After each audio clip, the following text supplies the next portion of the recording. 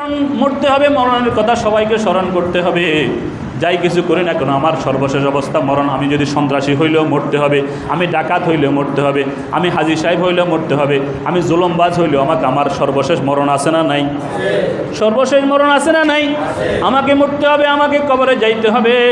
এই কবরের আযাব বড় কঠিন। হাদিস শরীফের এক হাদিসের মধ্যে রাসূল করিম সাল্লাল্লাহু আলাইহি ওয়াসাল্লাম জানাই দিলেন, ইন্না আহওয়ানা আহলিন নারে আযাবান মান লাহু নালান ওয়া শিরাকান ইয়াগলি দিমাগুহু কামা ইয়াগলিল মিরজাল। আমরা এখানে যারা আছি, আমরা কারা কারা ভাত রান্না করছি? একদিনও ভাত রান্না করেন নাই? একদিনও করেন নাই? ওয়াইফ বাপের বাড়িতে গেলেও করেন নাই? আপনারা বুঝতেছেন আমার কথা মানুষ। ভাত খাই না আমরা? ভাত আমাদের বাঙালির আসল খাবার কি?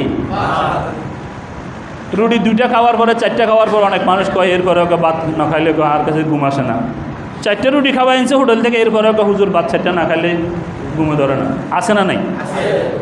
সকালে দোকান থেকে রুটি খাইছি, এরপরে কিছুক্ষণ 8টা 8:30 বাজে একটা হানিভাত 2 বাসন খাইতে হবে। আসে না নাই? তা আমাদের আসল খাবার হলো ভাত।